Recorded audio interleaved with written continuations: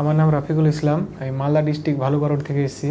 প্রথমে বাথরুমে যেতাম তো ব্লিডিং বহুত হতো, আর মানে ছটফট করে ব্যথা করতো, তো ব্যথাতে থাকতে পারতাম না, আর ব্লিডিং অনেক হচ্ছিল। তারপরে আবার ওখান থেকে আমি একটা গ্রামে ডাক্তারকে ট্রিটমেন্ট করাতে গেলাম, তো উনি বলছে এটা পাইলস যখন বললো তখন আমি বললাম ওকে ডাক্তারকে যে না এটার সমাধান কি করে হবে। উনি একটা পরামর্শ দিলে কি যে অপারেশন করতে হবে, অপারেশন স্টেজে নিয়ে গেল, অপারেশনটা করে দিল। এবার অপারেশনটা করার পরে 1 ঘন্টা পরে 2 ঘন্টা পরে আমাকে ছেড়ে দিল। 1 ঘন্টা পরে এবার বাড়ি চলে আসলাম। বাড়ি থেকে 5 থেকে 10 দিন ভালো থাকলাম। 10 দিন ভালো থাকার পরে আবার ওই যেটা কেস, মানে ব্লাড যাচ্ছিল, জ্বালা করছিল, ব্যথা করছিল, সেম কেস ওই জায়গাতে পৌঁছে গেলাম।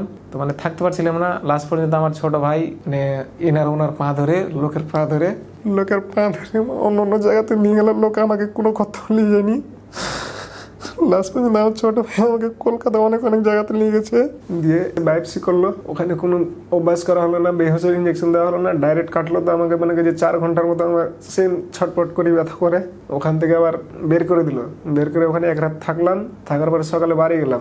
বাড়ি যাওয়ার পরে ভাই বলছে ওখানে আর কেমো দেওয়া যাবে না, টাইম দিচ্ছে অনেক। তো ওখানে যেন বায়োপসি রিপোর্টে ধরা পড়ে যায় ক্যান্সার 2nd স্টেজ আছে, এটা পেট কেটে রাস্তা করতে হবে, পার্মানেন্টলি স্টোমা ব্যাগ লাগাতে হবে। তো আমরা ওটা করলাম না, বাড়ি চলে গেলাম।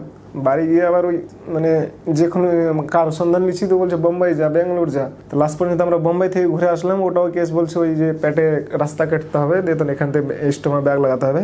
ওখান থেকে ঘুরে এসে এবার ক্যান্সার হসপিটালে 2টো সার্কেল কেমো চলে এসে এবার লাস্ট ডেট আজকে আছে। এটা কেমো দেখা যাক এখানকার ডাক্তার পরামর্শ নিয়ে কি বলছে। যদি নিতে বলে তো নিব, নাহলে এখানকার ডাক্তারের কাছ থেকে আমি ওষুধ বড়ি ট্রিটমেন্ট চালাবো।